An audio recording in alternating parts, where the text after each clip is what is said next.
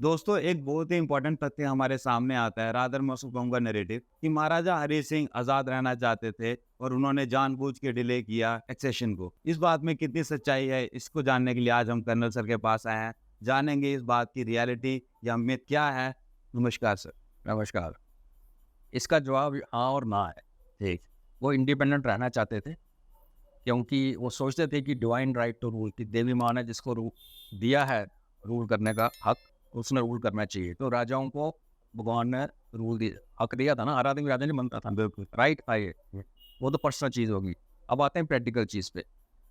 अप्रैल महीने से पहले ब्रिटिश लॉर्ड वेबल जो गवर्नर जनरल थे, उसका प्लान था कि जो बड़ी बड़ी स्टेट इंडिपेंडेंट रहना चाहती है रह सकती है। वन, जिन्ना साहब ने एज लेट एज जुलाई 47 में डॉन में जो उनकी अपनी न्यूज़पेपर के इंटरव्यू में कहा था कि जो स्टेट इंडिपेंडेंट रहना चाहती है हम उसको ऑनर करेंगे। ओके। क्योंकि ब्रिटिशर्स का, चर्चिल का प्लान था कि इंडिया के टुकड़े टुकड़े कर दो। पहले तो बोलता आज़ादी दो मत, ठीक। चर्चिल, पर उस टाइम पावर में था नहीं, एटली प्राइम मिनिस्टर बन चुका था। तो उसने फिर इंसिस्ट किया कि बहुत टुकड़े करो। ठीक। कांग्रेस का ये व्यू था कि आप टुकड़े तो कर रहे हो दो, इससे ज़्यादा मत करो। ठीक। इंडिया की जो शेप है सब कॉन्टिनेंट की वैसी रहनी चाहिए। इनफैक्ट एक टाइम ये भी प्रपोजल था कि इंडियन और पाकिस्तान की आर्मी सेम होगी, इकट्ठी। अच्छा। अंदर पॉलिटिकली दो अलग कंट्रीज होगी, वो बन नहीं पाया, लाइक यूरोपियन टाइप। ठीक। तो ये जब मार्च 22 को पहुंचे हैं लॉर्ड माउंटबेटन, उसके बाद जून वाला जो प्लान बना, जिसमें वीपी मेनन का बहुत बड़ा रोल है बनाने में, उनका मेरी बुक में काफ़ी लंबा डिटेल है कि कैसे लॉर्ड माउंटबेटन ने उनका जो चीफ ऑफ स्टाफ था लॉर्ड इसमें, उसको इंग्लैंड भेजा एक प्रपोजल बना के कि ऐसे ऐसे करते हैं। ठीक। वो प्रपोजल वहाँ से तो भेजा शिमला से, और पीछे से जब कांग्रेस वालों ने देखा, सामने बोला ये गलत है, तो वीपी मेनन ने एक नया बनाया जिसके बाद पार्टीशन हुई है। वो डेट ऑफ इंडिपेंडेंस 48 के बदले 47 की, वो भी वीपी मेनन का प्रपोजल था। ठीक। ठीक। तो अब आते हैं इंडिपेंडेंस के बाद। अगर आप जे.एंड.के की महाराजा की पोजीशन देखें तो इंडियन इंडिपेंडेंस एक्ट में ये था कि जो प्रिंसली स्टेट जिस कंट्री के साथ जुड़ती है और जिसकी पॉपुलेशन का है मेजॉरिटी मिनॉरिटी या वो है, उस हिसाब से उसको मर्ज करना चाहिए, फंक्शनल था। ठीक। और लास्ट अब सही किसकी होनी थी? रूलर की। पॉपुलेशन चाहे जो भी हो, जो रूलर बनेगा वही माना जाए। वो एक बिल्कुल। वो एक जे.एंड.के स्टेट फ्यूचर पाकिस्तान को भी टच करती थी, फ्यूचर इंडिया को भी टच करती थी, फ्यूचर चाइना को भी, तिब्बत को, और गिलगित से अगर आप ऊपर देखोगे तो अफगानिस्तान को टच करती थी, और रशिया तो सिर्फ पत्थर मारो रशिया पहुंच। हम तो 6-7 स्टेट्स के साथ जुड़े हुए थे, और गिलगित आगे पाकिस्तान का चित्राल वगैरह वो इंडिपेंडेंट स्टेट्स थी, हम सबको टच करते थे। बिल्कुल।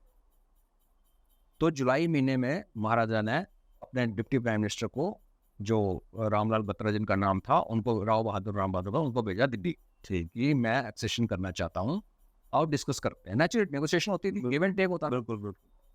उनको ठुकरा दिया गया नेहरू साहब द्वारा, ये कह के कि आप पहले शेख अब्दुल्ला जेल में था क्योंकि वो गदर मचा रखा था उसने महाराजा के खिलाफ, उसको पहले रिहा करो, अच्छा। फिर उसको साथ बिठा के बात करते हैं। अच्छा। तो देखो, जब जुलाई महीने में महाराजा ने बंदा भेजा डिप्टी CPM, तो वो सीरियस थे ना। अगर इंडिपेंडेंट क्यों भेजते हो, अगर इंडिपेंडेंट ना होता? बिल्कुल। बिल्कुल। वो हो गया एक पॉइंट। और वो नेहरू जी ने बाद में इंडियन पार्लियामेंट में कन्फेस किया कि हाँ, मुझे याद है कि जुलाई महीने में वो आए थे। अच्छा। ठीक है, वो तो सरदार पटेल मिस्टर बत्रा को मिले, बोला आप क्या कर रहे हो यहाँ पे? बोला मैं बड़े दिन से घूम रहा हूँ, अपॉइंटमेंट नहीं मिल रही। और नेहरू साहब कहते हैं तब बात करेंगे जब शेख अब्दुल्ला को रिलीज करोगे। तो उन्होंने कहा अच्छा रुको। फिर उन्होंने फिर अपना सिस्टम चलाया। मेयर चंद महाजन को, जो हमारा यहाँ प्राइम मिनिस्टर था मिस्टर काग, जिसका पाकिस्तान की तरफ ज़्यादा लीडिंग थी, उसको हटवाया। उसमें सरदार पटेल ने रोल प्ले किया। दूसरा, 17 अगस्त तक जे.एंड.के को यही पता नहीं था कि जब इंडिया और पाकिस्तान बन रहा है फ्यूचर, उसमें पाकिस्तान को तो टच करना ही करना था, बिकॉज जे.एंड.के की जो रोड टच था, सियालकोट से जम्मू आती थी, बिल्कुल। रेल आरएसपुरा से होके सतवारी आती थी, ये कम्युनिकेशन था। श्रीनगर का जो रोड था बारामूला वाली, वो आती थी रावलपिंडी से। रावी के ऊपर पुल था नहीं, पंजाब से कोई रोड यहाँ नहीं आती थी, तो हमारी कनेक्टिविटी थी नहीं।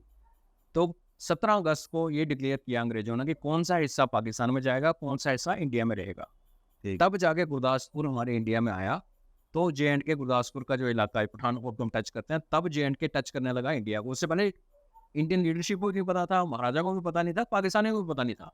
ठीक। ठीक। और महाराजा ने एक जगह, मैंने बुक में डिस्क्राइब किया हुआ है, जिसमें उन्होंने कहा था कि अगर ये सारा का सारा गुरदासपुर चला गया ब्रिटिशर्स के पाकिस्तान के पास, तो मैं चंबा से रोड बनाऊंगा। अच्छा। तो आप उस महाराजा को कैसे ब्लेम कर सकते हो?